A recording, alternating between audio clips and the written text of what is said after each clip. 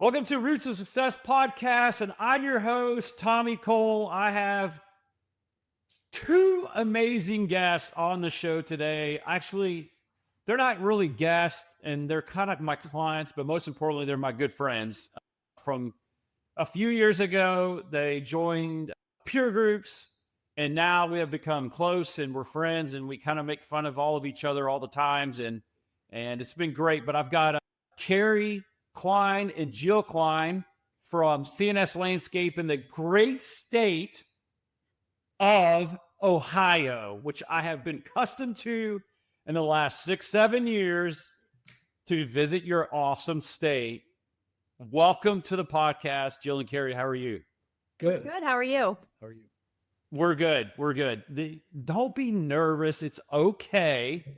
Here we go. I know it's a little bit. This is where we have all of our accountability calls and financial updates. Look at this beautiful backdrop of the railroad ties. I love it. It's got the C for Klein and everything is peachy. So, well, let's just jump right in. Kerry and Jill, tell us how C&S Landscape got started back in the day. I'm sure it's like a mowing dream turned to extraordinaire, right? A little bit. So when I was 15 years old, I started in the landscape industry. I actually started working for a company that did hardscape installations, and it was just me, him, and one other guy. It was a very small company. I did that all through high school, and I just loved working outside, loved working with my hands, loved building things. It was always just something I really enjoyed. When I graduated high school, I went off to college because that's what I thought you were supposed to do. That's what we all thought we're supposed to do. That's what they push for. And so I went off to college, and that I just realized it wasn't for me. I stayed for about a year. I went to North Carolina and I came back. And when I got back, it was kind of one of those, I was like, what's next in life? You know, I truly enjoyed doing landscaping and working with my hands. And so C&S started in March of 2001. Okay. And it was one of those where passing out flyers and paper boxes and driving around doing whatever I could to drum up work, driving all over the place to do work. And I started off with just mowing. And it was funny. I rarely ever mowed before then. I was mostly a hardscape background. So started off with mowing because that's the easiest place to start. Yeah. You know, low barrier to entry, they always say. And we continue to build on that. I got a few guys over the years, and we just focused on doing great work and trying to keep good guys around me. You know, when I first started, it was a bunch of friends, which was nice and easy to keep around you. But then as your friends get older, they disappear. And so people that think that they can grow a business with friends, it's very difficult. Yeah. So for many, many years, I just put my head down and worked really hard. And we kind of just grew a little bit every year, but never got to be a huge company. In 2015, Jill came aboard. She had a background. Yeah. She had a background on board. She had a background in the medical field, and then she was a branch manager for a building supply company, and I was still answering the phones at the time. I was doing kind of everything, and I really needed help. I was drowning. So that's when she came aboard. Yep. So wow. So Kerry, 14 years. Mm-hmm. You're pushing the mower. Are you doing any hardscape projects? Yeah. So in 2015, we were doing mowing, enhancements, landscape install work. We were doing hardscape work. We were doing all of it. I don't know how many guys we had at the time, but we were, it was very hard. It was always hiring new people. I do still have actually some of those people on board today. We've got some guys that know it's 18 years, 15 years, you know, guys that came or left and came back. We actually had a guy that worked for us early on that just came back last year, and he took a 20-year hiatus, but he came back last year. So it's awesome. But so we did all of those. And again, I didn't know how to run a business. I was just doing work. I thought that's what I was supposed to do, working really hard.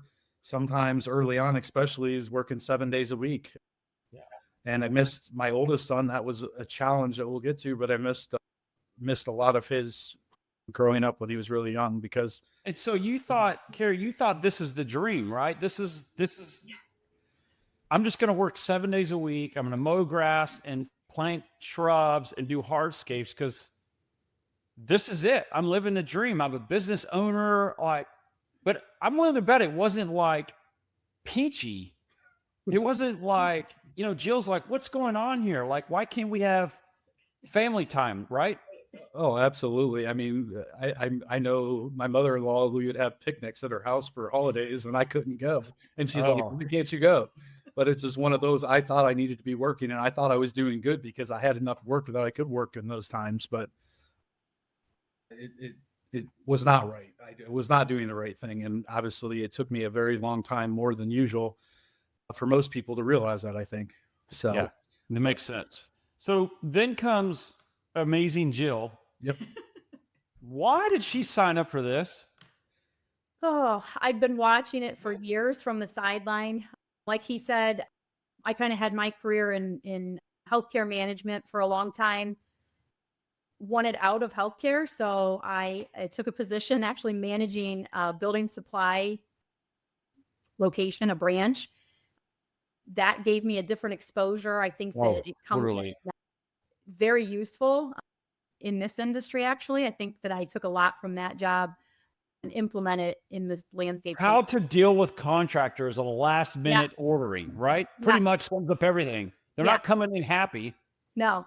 So yeah, I have a lot of experience in that and it comes in useful, but just came in and really tried to organize what was going on the administration, administrative side of the company, get some, better processes kind of defined and laid out with even running hiring ads and how do we respond to those and interviewing people. And it's been a slow process, but we're getting there. Over the past 10 years that I've been here, a lot has changed. So all for the better. Yeah. Yes. Yeah, all for the better. Yeah. So talk about, 10 years. So Jill, you've been there 10. Mm-hmm. And talk about this. This is a tricky situation because, it's not like you can afford, right, Kerry, someone else coming on board that needs salary, et cetera. Like, is it something of like just a need that, or Jill just goes, I got to come in and just help out and just make things right because of Kerry's gone, Kerry is stressed, Kerry's overworked, and Jill just jumped right in and said, let's go. Like, I just want to paint that picture for a lot of business owners out there that are starting young or just been in it for a very long time. At one point you almost, Kerry just needs to let his guard down and go, I just need help. Yeah. So a big part of that was we reached that point where he needed somebody to step in and answer the phones and run kind of that day-to-day like office type work. We were not running out of a facility at the time where there was any kind of office space. And so the thought of hiring a stranger essentially and trusting them to either work from home or actually come work in our home, I was not on board with at all.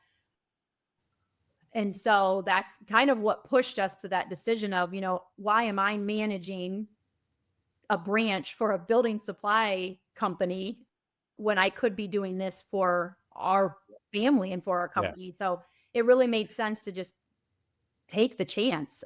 It was either going to be the worst thing or the best thing that we ever did for our marriage. Mm-hmm. I think we had a lot of conversations of, if at any point either one of us does not like the way that this is going, we have to agree that we can say to the other one, this is done. You got to go back to work for somebody else. So luckily we haven't had that conversation yet. Yeah, no, you guys are great. But I think it also, in a sense too, gave her a little flexibility with our kids. It did. We had 2 young boys, and so it gave her a little bit more flexibility to do things instead of being tied down to a branch. She was able to work from home. I was the mom who was missing all of the school parties and, and upset about it that I wasn't able to be there. I just didn't have that flexibility when I was working for somebody else. So that was probably the biggest draw and perk for me, was that I was going to be able to, pop over to the school in the middle of the day so that I could be a part of those things for our kids. Like he said, with our oldest son, unfortunately, we both we were working a lot and we missed out on a lot of things like that. But luckily 10 years ago, I kind of was able to start showing up more and being at those things for him. Yeah, that makes sense. Talk about Kerry's probably the field guy. I just relate to Kerry going, he's in the field all day. He's knocking stuff out and very operational driven, which is most business owners these days, right? So here comes Jill, I'm going to work from home. Mm-hmm. And just by like, oh my gosh, we got to get a lot of things figured out as far as, and you're highly involved in the finances and the HR and the admin. So you're taking over something that sort of hasn't been given love, and rightfully so, because he's out there selling and producing work. So talk about some of the things that you've overcome to sort of strengthen the team, strengthen the company, that you just said, we got to get a hold of these things. And the reason why I'm asking this is there's a lot of owners out there that are figuring it out. It could be a single owner and it could have 10 employees at this point, and they're at a breaking point on what to do. How did you help Kerry in this situation? Just getting organized. Like I said, we started just different processes with even hiring people. Turnover is huge in this industry. You can't hire anybody that walks through the door. You've got to hire for your culture, which first you have to define what that culture is. Right. So doing that, deciding who was a good fit for our company, having to let some people go that were not a good fit, that were just dragging everybody else down, running those hiring ads, staying on top of calling people, within 24 hours, getting them in for interviews and building that team up was one of the most important things that we started giving time to. Unfortunately, when you're an owner operator and you're out in the field, you don't have time for those things. Right. As far as even the finances of the business, having set days of the month that you're pushing out all of your reoccurring maintenance billing, staying on top of your landscape and hardscape billing so that it's done. You've got to stay on top of your cash flow, because when you realize that you have a cash flow problem, it's too late. You've got to get ahead of that, stay on top of your invoicing. So those were probably the most important things. Just making sure that our customer service is really important. We were a word of mouth company up until 2-3 years ago. We had never paid a marketing company to do anything for us. And so our reputation is extremely important. It's what's grown the company pretty much to the size that it is right now, was just making sure that we were staying on top of the client phone calls and emails, getting back to people. I can't tell you how many clients hire us because they'll tell me, you're the first person to answer your phone or the first person to return my voicemail or email. They're shocked when it's a live person that they can talk to that same day. Even scheduling meetings and showing up to the meetings, running a calendar, getting that organized. And I tell people, we're not the cable company. I'm not going to give you a 4-hour window. I'm going to give you a specific time, and that's what time, an account manager is going to be there for your meeting. People are busy, and so being respectful of their time has it's been a great impact on us. Yeah, Kerry, anything to add there? That's just any advice for people like that says, man, I'm the ops sales guy. I need someone to help. It's almost like you've got to hire someone that's, I was going to say, if you don't have a wife, opposite of you. If you don't have a wife that can come in and do it, you need to hire somebody. Everybody thinks, I can't afford that person, but you can't afford not to have that person. And it truly is. I mean, through the years, the equipment, I don't think I can afford that. As soon as we got it, we need 2 or 3 of them now. That person we didn't think we could afford. As soon as we got them, we're like, man, why didn't we do that 5 years ago, 10 years ago? And so it's always, just realizing that you need those people to help you. You can't do it all by yourself. You think you can, but nobody can. Yeah, I totally can't do it good, at least. Yeah, love it. It's almost like you two, take it for multiple business owners or spouses. Doesn't matter, but you guys have a trust. And I've seen that over the years where Kerry's good at the ops side, the equipment, producing the work, managing the crews. But he also relies on Jill go, man, if we had this machine, it would work best. Can we have this machine? What do you think? Right? Because Kerry's initial reaction is just go get the machine and I don't really care. We'll figure it out later. I know this is a sensitive subject at one point, but now it really works, Kerry, right? Explain the dynamic of having that trust with each other.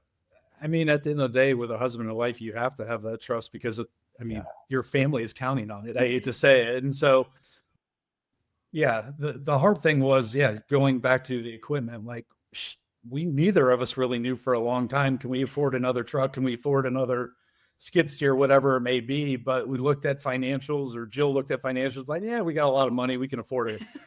So that went on for a long time before we truly got things straightened out and hired a fractional CFO. So there you go. We've worked. There you go. Someone even smarter than both of you two to walk finances. It was a huge hire. And that's something we both believe in, is trying to find those people smarter than you to help you out. Right. Because you can't do it yourself. You can't do what you don't know. Yeah. So, and if you hire a good fractional CFO, they'll find a way to pay for themselves. Easily. Yes. Yeah. Was that a hard decision, Jill? At first it was. I met with him. The guy that we ultimately did hire, I met with him and 2 others. And I think it took me almost a year before I actually signed up with the one that I thought would be the best fit for us. And we've been with him for over a year, just over a year now, and couldn't be happier. I'm very glad that we made that decision and that we have Jim to help us make those hard decisions now. And you also, as a business owner, you don't have a lot of people telling you no, and you need that. I don't always listen, but he can give me his opinion. There are times he says no, and sometimes I just have to listen to my gut. But there are times that I take his advice and I'm like, he's probably right. He knows more about this than I do. You need to be playing devil's advocate, because what you think isn't necessarily right. Just because you want it really, really bad doesn't mean it's going to work. Right. So, right. And at this point, you hired a mentor that is, quite frankly, like smarter than you guys. Like no different than what I would do. The same is like, we need someone at high level. Jill's probably great at like basic bookkeeping and putting things in the system, billing invoices, collecting money, like just generic things that we all kind of do. But I need someone at that next level to oversee how the business is functioning. And it's okay to reach out to people that are much smarter than you because they're on your team. They can mentor you, show you. And it's been a great relationship for this past year. Yeah, absolutely. I mean, Jill doesn't have an accounting degree. We don't have business degrees or business backgrounds or any kind of finance background. So again, you need to find that person that does to help you. So it makes a lot of sense. I know that you guys have been, wrangling with that CFO fraction for a while. And once you committed, you saw a really big difference. I know it's something that, you'll never let it go. It may be a different system or person as you get larger or small, what just depends, but you'll always have someone at that level. It's another one you think you can't afford, but now we realize we can't afford not to have it. So yeah. Okay, so then something happened 7 years ago. You're like, I don't even know how this even happened, but you decided to join a peer group.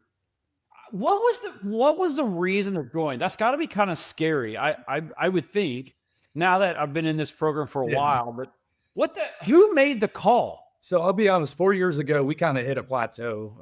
Okay. And Jill and I had a heart-to-heart is one of those where it was like, we have to do something.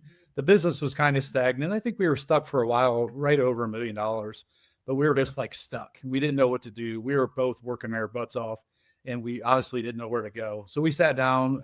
First thing we did was we actually decided to hire a business consultant. We hired a business consultant, brought that consultant in, and we did we learned some things from them, and we just didn't. It didn't last. We long. didn't click with them, so it didn't last long. This was in the fall, I think, 4 years ago. So we learned some stuff from there, and we were like, okay, well, what's next? It came February, and I was reading some article, and I saw this conference, the Grow Conference.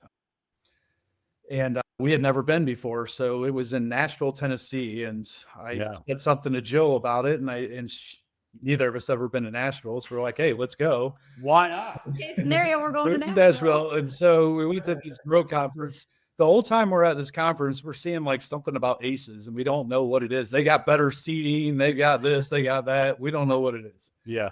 And so there was a cocktail hour where you could learn more about it. And that's actually where we met you, Tommy. Yeah. Yep. But there was a cocktail hour, and what we learned in that hour, it seemed something that we wanted to try. But the issue was, in 2 weeks, we had to be in New Orleans at Discovery. Yeah. Well, we're in Nashville right now. And How do I do that? yeah, we're already taking ourselves out of work when her and I were both heavy into day to day. And we had already missed work to go to this conference. And now we're going to go in 2 weeks and miss work again to go to Discovery in New Orleans. Jill said to me, she said, if we do this, you have to promise you're going to implement things. Oh. And so for years and years, we went to industry conferences and seminars, and we learned a lot, but never implemented things. And so it was just like, yeah, me and her were getting, I guess, smarter to a certain extent, but we were never doing anything with it. So I promised I would. We finished up a great grow in Nashville, though, and Melosi was amazing. And then we moved on, and 2 weeks later, we were in New Orleans in a haunted hotel. And Yep. you don't find that out until the last day after we slept there for 2 days. But Yeah. we were in a haunted hotel, and we were kind of blown away with, I guess, what this was all about, what peer groups, ACE peer groups were all about. We didn't know that business side, like I said before. Yeah. We don't come from a business background. I was a landscaper. I like to build things. I like to work out in the field. I like to work hard. Didn't know a lot of these things. And so it really opened our eyes to what's out there and the opportunities out there. When we went to New Orleans, we sat in a room with our peer group that ended up forming, you guys formed that group and left all of us together. We'd never had an experience of sitting with other business owners and talking openly, and that honestly, the same things that you're going through, they're going through, right? Yes. Wow.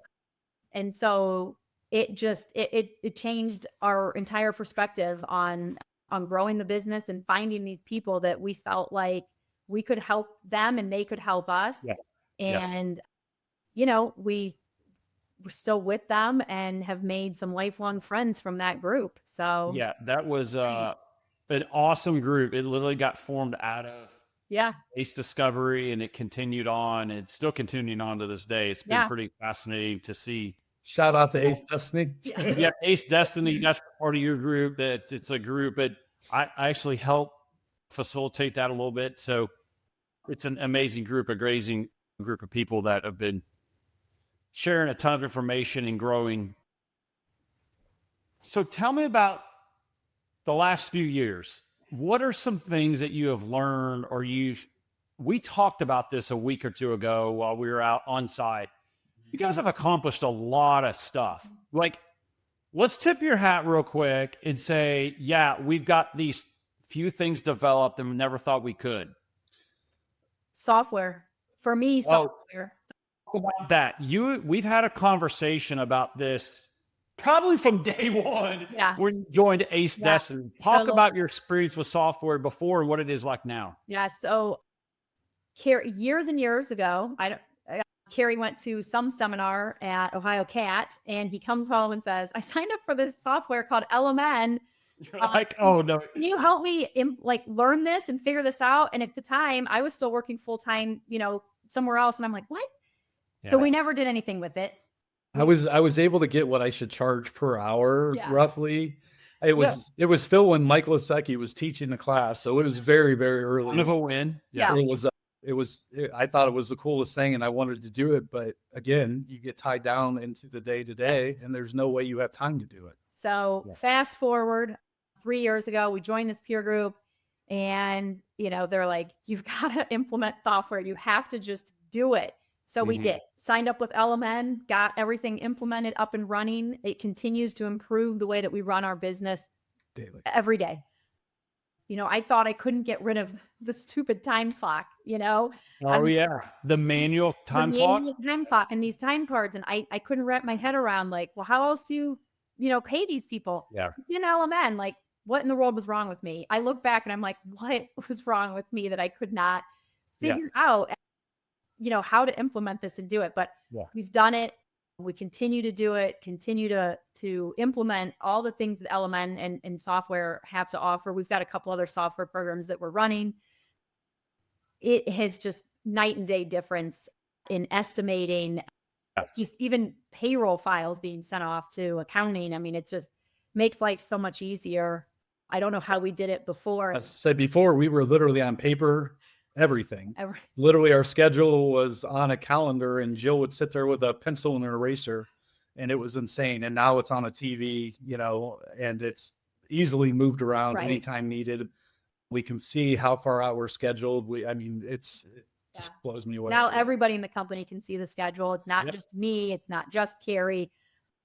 Everybody has access to it. They can see where they're going, what's going on for the next year. If they want to sit there and skip through the entire year, it's up. I love it. So you guys have been with me for a long time, and I don't care what software you use, just freaking use it, right? You've heard that over and over and over. And you guys just said, hey, this is what we have going into the peer groups. We just need to use it at the end of the day and just use it. It's taught you a lot about job costing, scheduling, who owns the schedule. We talk about all these things. Absolutely.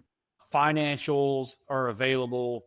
Budget versus actual hours are available. And there's templates. You know your costs. Like, skid steer insert, right? Versus Kerry would estimate, I don't know, it's probably like $200. Yeah. And you move on. There was a lot of work. Yeah. So it's that estimating was, let's say software was a game changer. I say the second one was a game changer, is probably your finances, which we just talked about, fractional CFO, an awareness of what numbers are probably over the course of multiple years. Like, what are numbers? I think we say all the time, know your numbers. Yeah. But I don't think that's clear enough. No. I don't either. It's understand your numbers. Yeah. No safety while you're driving. Well, like, what is safety while you're driving? Like, so what else is there? Is there anything else that you've implemented, whether it be like in the operations, in the field team, or whatever?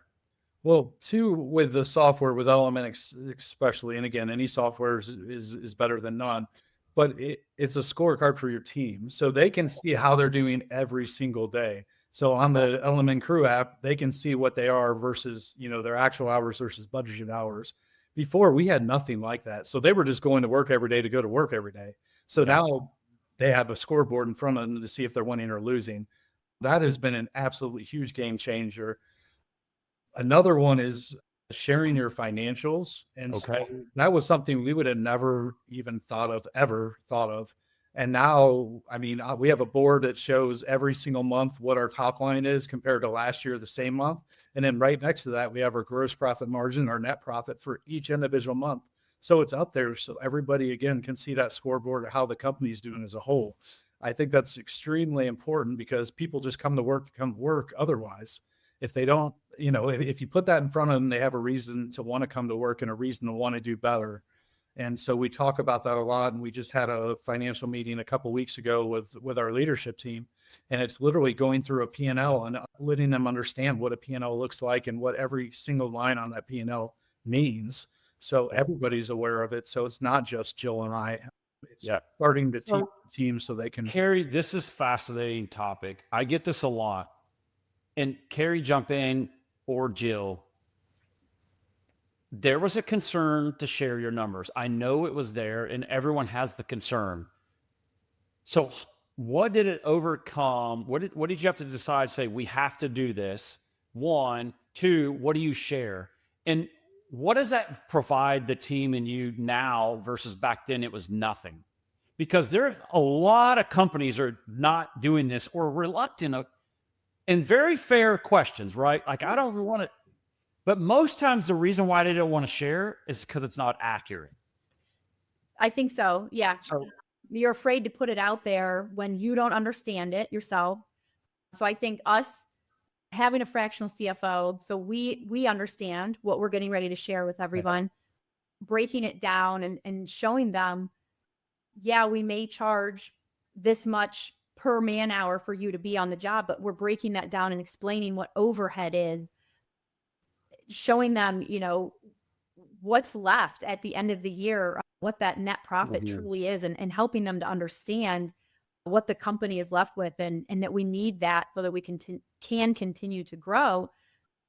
But really putting it up there because it's not just, this is what Kerry and Jill made at the end of the year. This is what C&S did. This is what the team did. And when you start looking at your business that way, it's not your business, it's the team's business. Right. And that mind shift, it helped us get over that hurdle of wanting to keep things private. It's why. At the end of the day, those people, they should know what's going on at the company that they're trusting is healthy enough for them to stay at. You're asking these people to commit to building a career with you. You should be willing to show them your financial data and show them, are you financially healthy or not? Absolutely. Yeah, there's so many good reasons for this. And what if we took the same reasons that's not in the professional career, but in the personal level, right? Understanding that at another level makes a lot of sense in your personal life. Yes. And, and then if you go back to the business side, I want to know how all of us, entire team, can come together as a one unit when times are tough to bring us out of the hole. Or say it rains for 3 straight weeks and we got to get 1 week where we really have to bring our A game for 1 week and work extra hours in order to try to hit something for that month.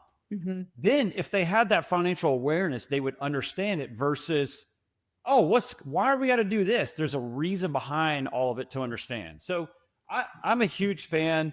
We talk about it all the time. It's very scary at the end of the day, but it's scarier when you don't do it. Yeah. So open up the book and what I would recommend is get with a bookkeeper.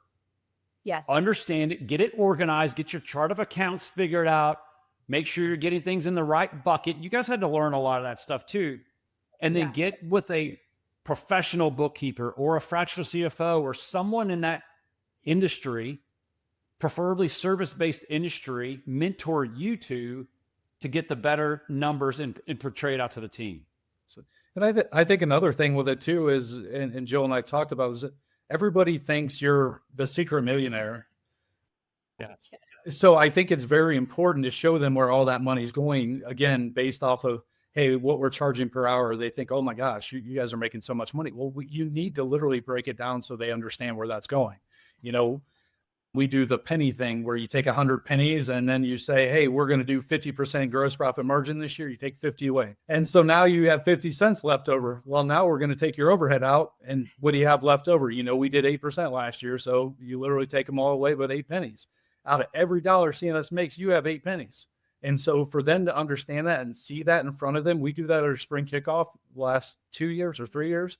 And it's been a game changer. They actually understand that. And they don't think you're that secret millionaire anymore. Yeah. They realize, hey, we're in this together. And now they're bought in and they want to find ways to be more efficient and cut that waste so that they have more pennies left on their table next spring. Because we explained pennies help with growth and pennies help with growth for them. So we can give them raises or we can send them to another training, whatever it may be. We can't do that if we don't have profit.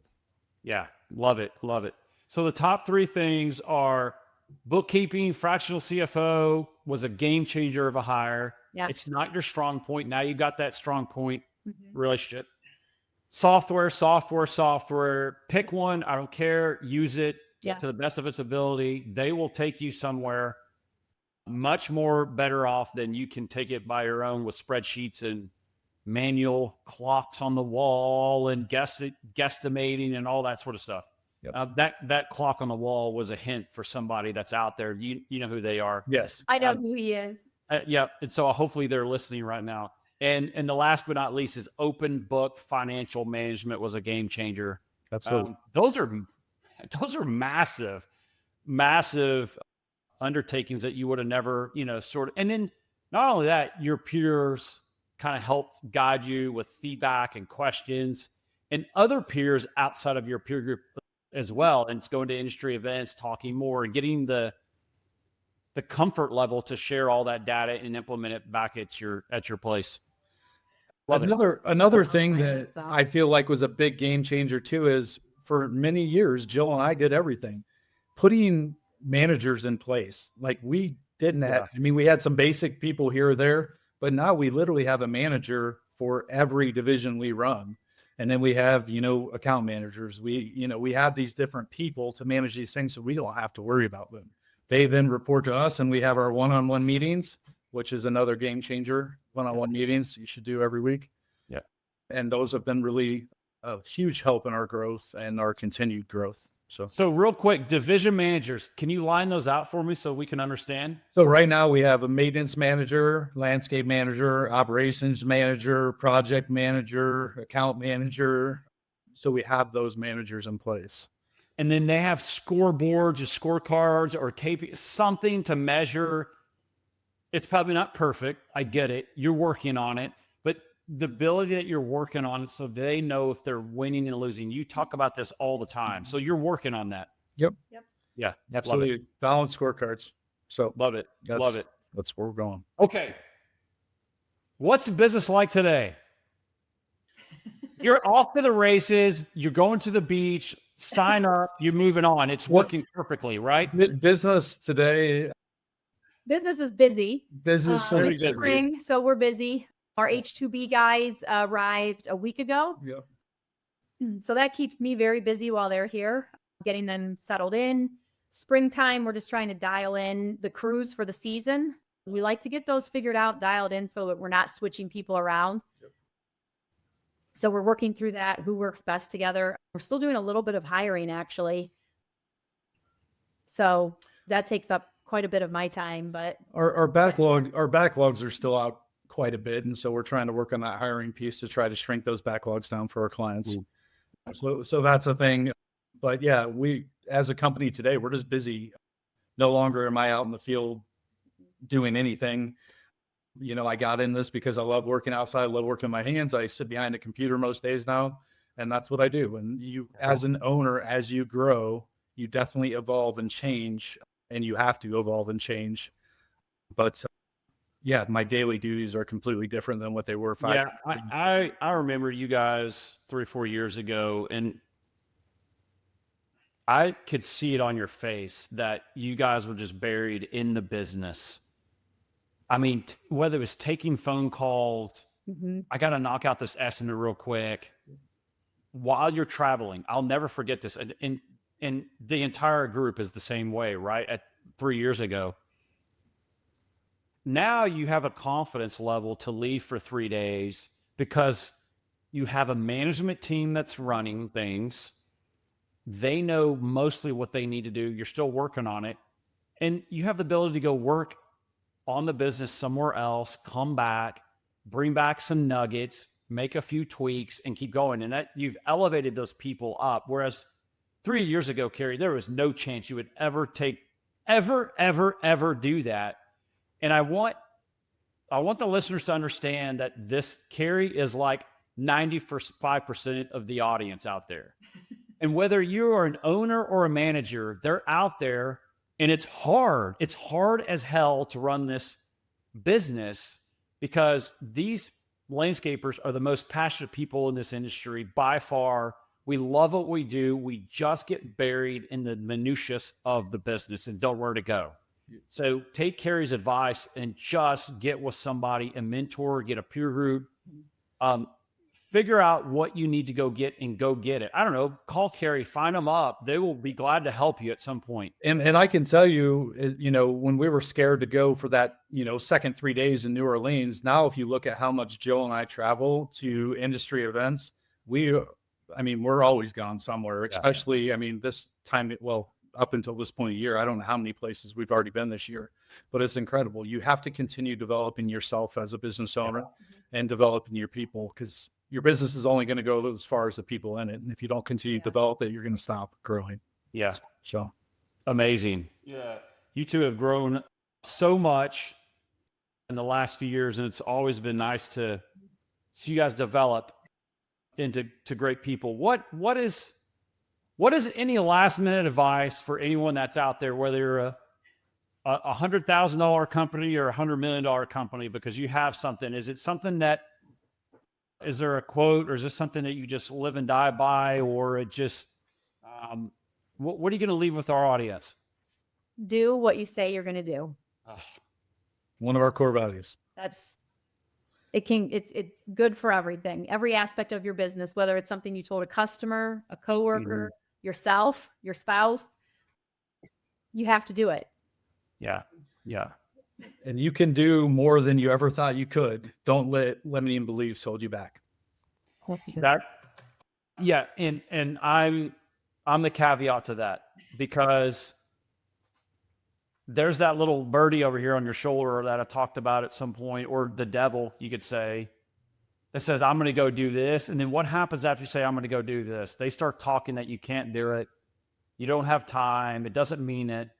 You're not smart enough. No one else does it this way, right? All those things start to just talk. Mm-hmm. And you got to go, this is what's right for my business. This is what's right for my team and my family. I got to just do it. I think we just talk a lot about things.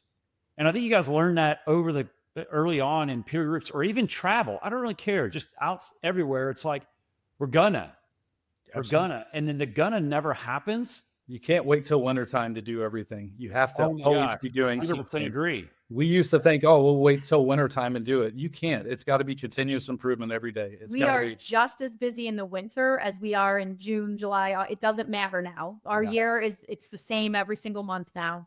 So just do it and don't overthink it. Right. And one more last minute advice: take care of your team, take care of your people. Yeah. I mean, it's all about your people at the end of the day. Grow your company to give them more opportunity, grow them to give them a career. Again, that is my why. Our why is to take care of our people and see them grow. Yeah. When you invest in the team, everything else just works. It does. They will take care of your clients. They will take care of whatever needs to be taken care of. Yeah. Oh my gosh. Amazing, amazing show. Lots of good feedback and takeaways. You guys, Kerry started out just pushing a mower, just left school and said, I'm out of here. And pretty much, if it wasn't for some industry help and, some peer groups and some people and some organizations and some software connections along the way, they would not be here right now. And they, who knows where Kerry would be, kind of suffering at the end of the day, just kind of doing his thing. And so kudos to you both for, bringing your A game at all times, and lots of fun and lots of late nights, celebrations along the way. But thank you for being a guest on the show. It's been awesome. You two, best of luck, and I hope you guys crush it. All right. Thank Our you. pleasure. You too. Ready to take the next step? Download our free profitability scorecard to quickly create your own baseline financial assessment and uncover the fastest ways to improve your business. Just go to mcfarlandstanford.com/scorecard to get yours today. To learn more about McFarland Stanford, our best-in-class peer groups, and other services, go to our website at mcfarlandstanford.com, and don't forget to follow us on LinkedIn, Facebook, and Instagram. See you next time on The Roots of Success.